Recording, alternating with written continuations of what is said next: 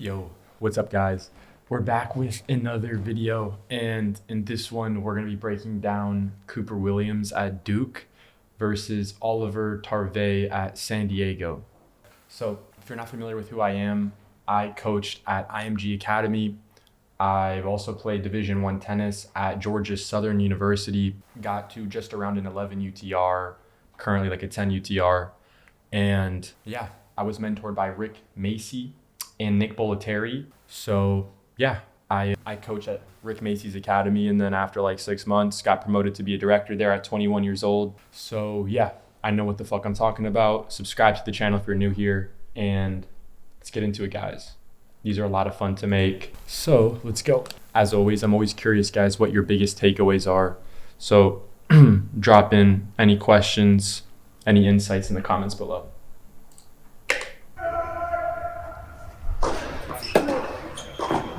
Slicer breaking the sideline within the service box. That's textbook. Slice T, backhand cross.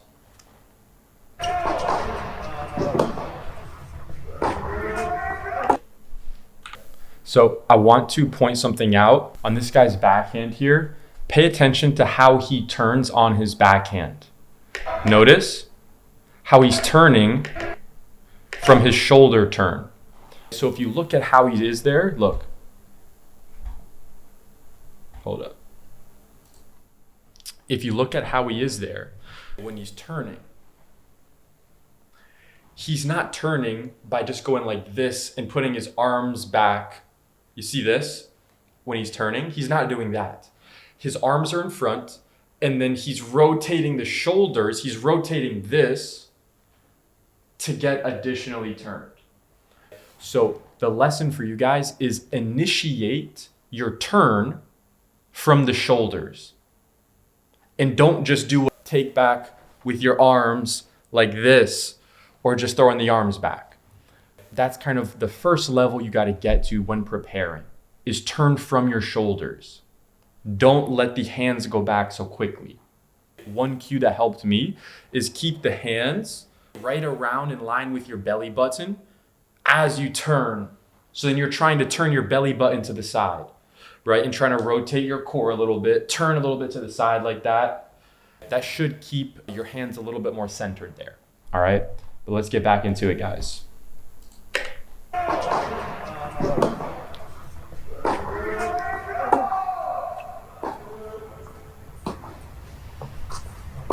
Good patience in the cross rally. Notice, he keeps the left hand on the racket until the ball bounces. When he lets go of the racket, his left arm is basically parallel with the baseline. If you want to get it a little bit cleaner, instead of being down like this, get it a little bit more level. If you look at Alcaraz, Carlos Alcaraz will have his left arm a little bit more level.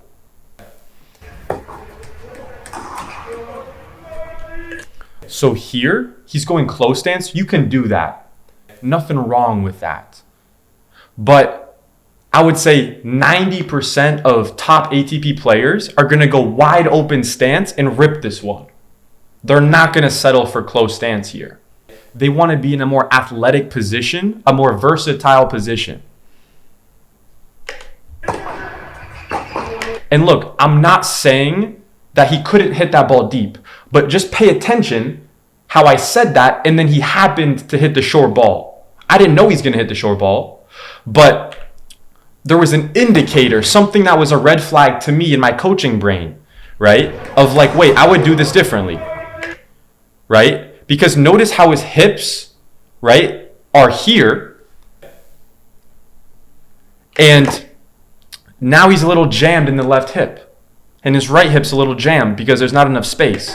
So just, does that look natural, guys? Does that look natural, or does that look weird? To me, that shit looks weird, you know?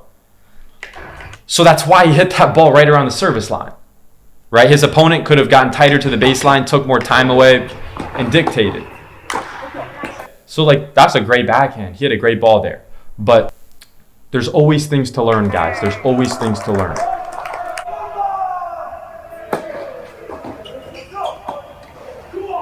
I like that pickup. That's a good try. So look, he served. His opponent, his default is I'm going to return it back deep middle. That's really good. Now, as he's hitting this here, that's the returner side of it, right? Return deep middle, get it to their feet, right? Do that quick. As the server, you can't just get caught here, right? You got to recover back a step or two, right? So he's a little slow in recovering there. Now again, this guy loves the close stance. This guy right here is married to the close stance. Bro, I'm just going to throw it out there. There's something called the open stance, and I'm a huge proponent of it. Just going to throw that out there. So here, you're going to want to pop into at least some type of semi-open stance, planting the right foot. It doesn't have to be full open, but you just want to plant that right foot. Give yourself some more leverage on the right side there. Especially when you're really tall, you got a big frame.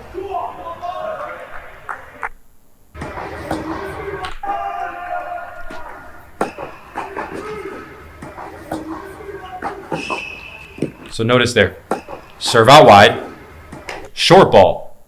He's going to go cross if he can hit a winner. No chance he's going to hit a winner cross. So he's going to go inside in, which is what he did. That was just a crazy passing shot. It's a good location, though. It's a good location.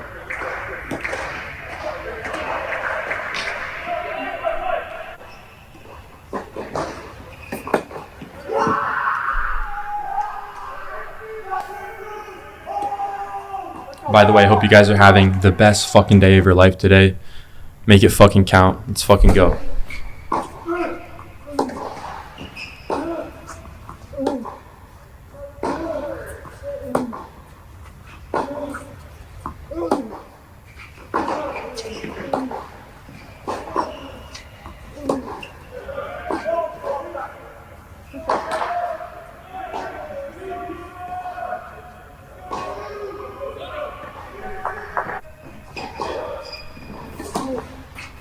I like that kick out wide decision. Short ball. Short ball again. Come on, bro. Hit it deep. There we go. There we go. Oh, man. Good ball.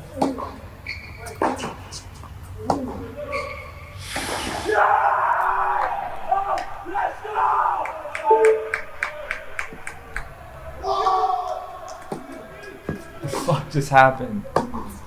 What the fuck just happened? Did your shit just go out?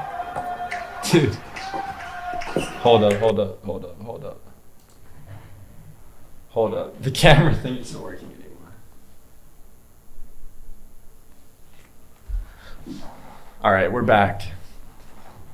We just had a fucking power surge.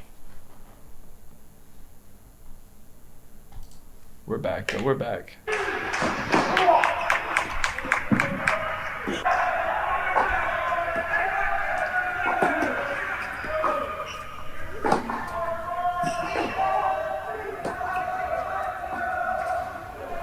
Notice. Notice. He's keeping his left hand attached to the racket until the ball bounces. For him, he holds the racket actually pretty low. He actually holds it almost on the grip, right? So everyone has their own personal preference, right? Based on their body, right? I think for this guy's forehand, Oliver here, I think he can totally hold it a little bit taller up on the rackets. I can just look at how his arms are moving, and he could set up with the hand a little higher. He totally could, but you don't need to change it. It's pretty good still. He hits all the checkpoints. He's got a really good split step, gotta say. Yeah, amazing split step. I love that open stance. I like that.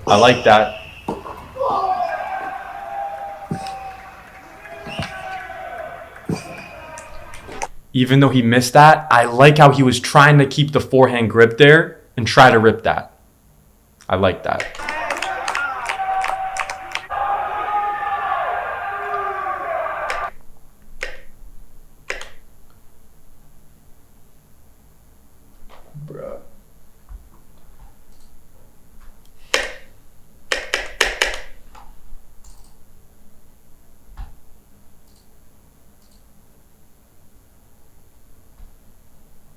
this internet is ass.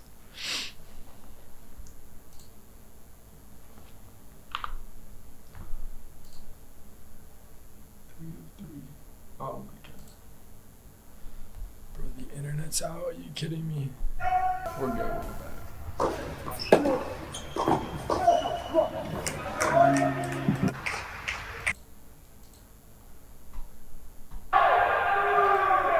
Alright, we're back.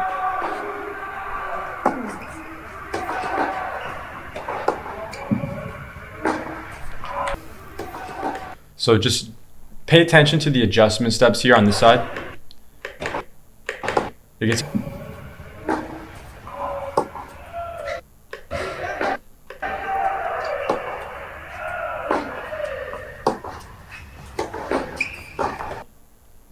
I see this neutral ball going middle. See how he's going in open stance. This guy knows how to play fucking tennis. Look at his lower body. Look at this motherfucker's legs, bro. He knows how to play. There's a reason why he's going into his stances. Yes, yes. That's the one right there. That's the one, guys. Watch that one again. Watch that one again.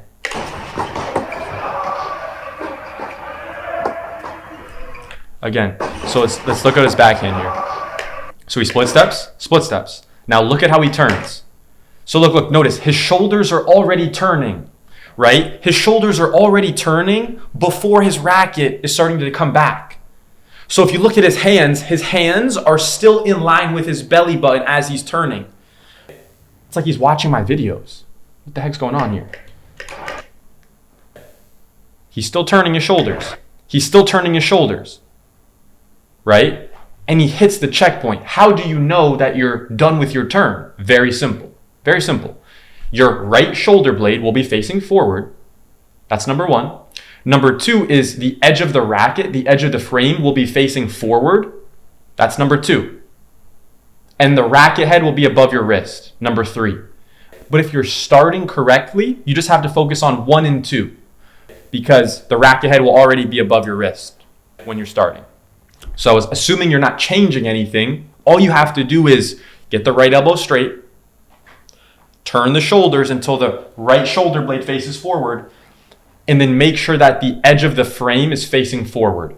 And I highly recommend practicing that in front of a mirror to master it.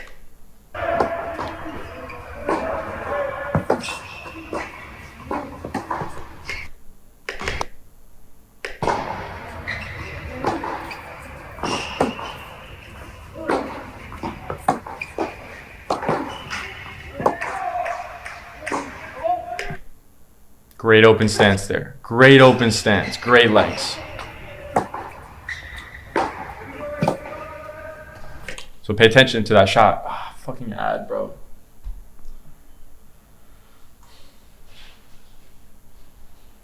A lease on a 2025 Tucson SE for just $329 per month with 0 down, or get rates as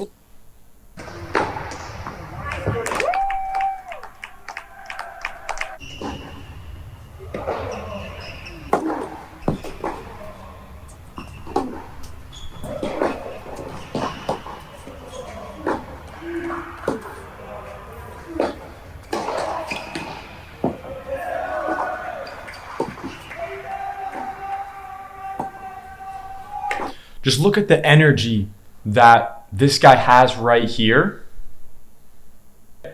And he gets into his stance every single time. He's always shoulder width apart, further than shoulder width apart.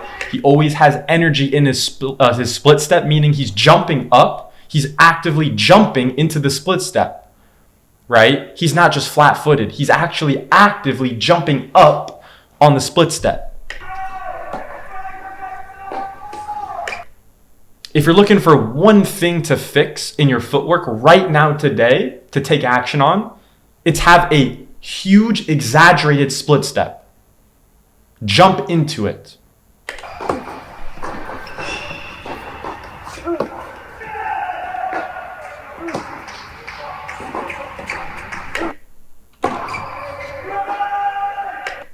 Yes, this is the step right here, guys. This is what we talk about all the time. It's the ball that's more in front, where you want to be aggressive, but you're on the move. So you have to choose a more athletic stance, right? So instead of just going traditionally close stance, oh, the ball's in front of me, let me go close stance. No, you're a rookie. You're a rookie for thinking that. You're a rookie, total rookie. All right? Here, just like he's doing right here, look. He gets the opportunity. He rips big cross. It's more in front. He notices it. Think about it. If he wanted to go close stance, he could go close stance. But he's deciding, I'm going to do this instead. I'm going to go right foot in front, plant, with my toes at a 45-degree angle. I'm going to push off, turn my right hip fast, which is what he's doing here. And that allows him to make contact a little bit closer to his body because he's in an open stance. So that's why when you're on the move, when a fast ball's coming, in general, open stance will be the move, guys. And you can totally be aggressive with the open stance on shorter balls. Don't let any coach tell you you've got to hit a close stance on that. You can totally go open stance. And don't say it, don't do it because it's what I'm saying. Do it because it's the right thing. And by the way, all the best players do it. That's my 2 cents.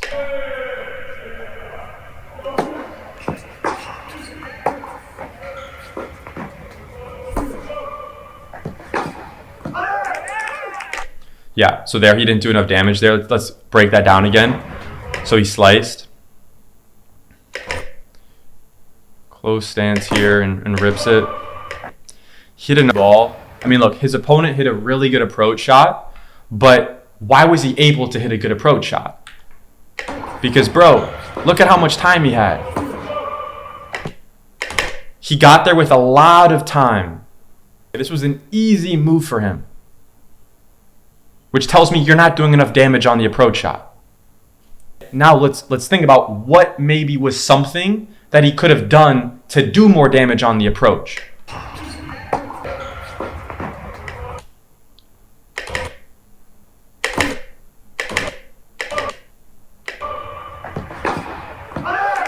Not a whole lot he can do there differently, right?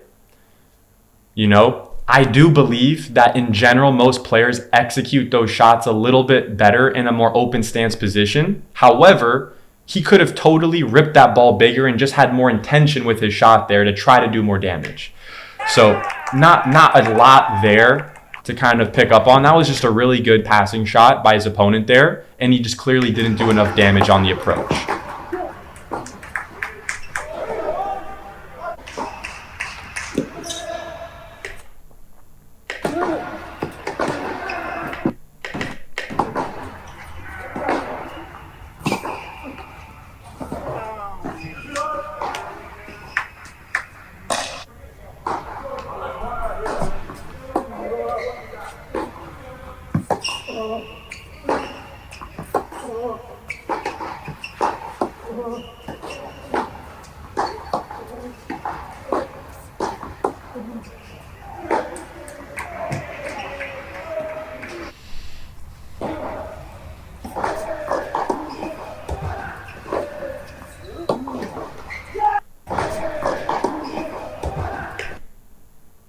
So here, this is, look, so at the D1 level, remember, this is the D1 level, guys. This is the team indoor championships, right? So if you're this guy serving over here, Cooper, he serves. Does good damage with that because the ball actually pops up above his strike zone. So he creates a floating ball. And at the D1 level, this is basically the same thing as like a floating short ball for like a lower level player.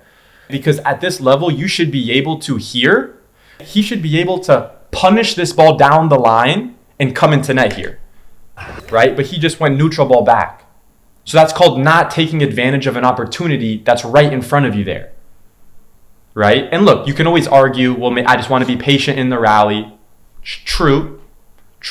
But at this level, that could be the easiest ball you get the whole fucking point.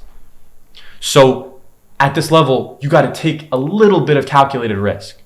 And not even a risk, you just have to take the opportunities that are in front of you, that your opponents are handing to you on a silver platter, right? And that you really earned because you hit that good serve.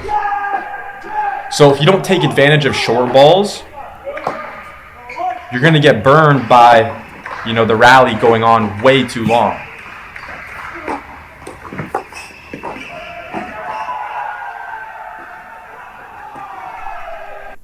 This is a placement shot. This is not a power shot. You should be trying to place this ball. Notice, he just placed it. Did he hit that as hard as he could? No. But he placed it, right? So, again, that all stemmed from what happened earlier when he didn't take advantage of the opportunity.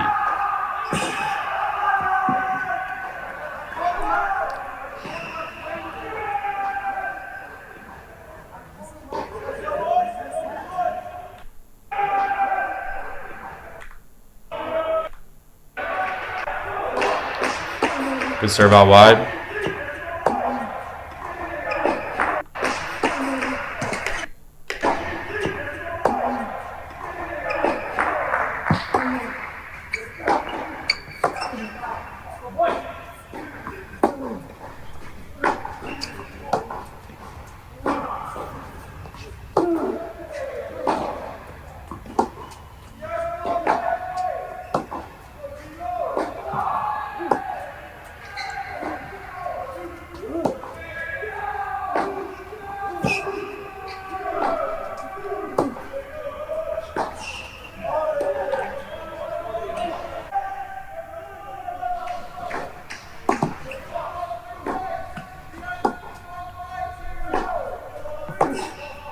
Again on the run. So that's a crazy forehand there. So then here, look how much power he puts into this. He loads into the open stance. He's already starting to turn his hips. Bang. Damn. It's a good shot.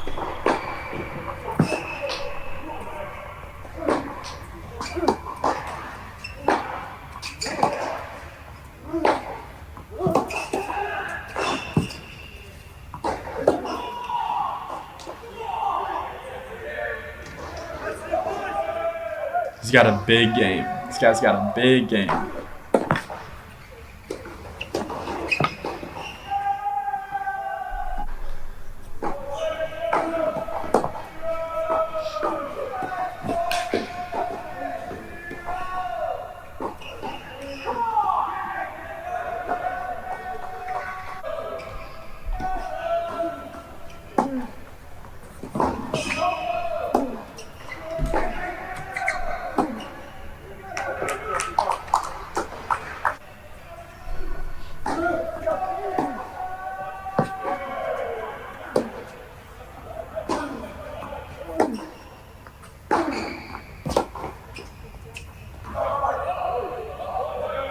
Bad form. That's the same fucking.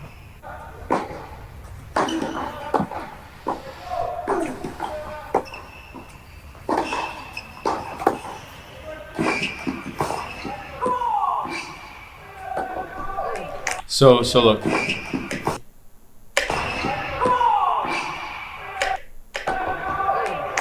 It's a good swing volley.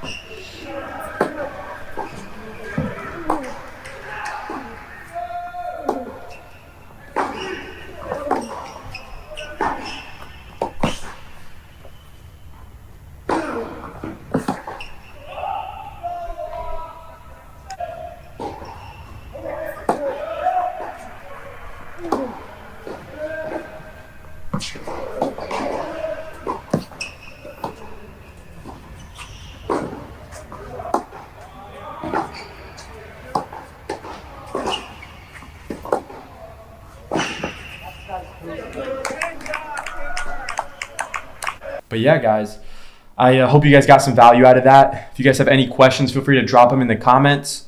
And yeah, like the video, comment on the video, subscribe to the channel, and we'll see you in the next video. Peace.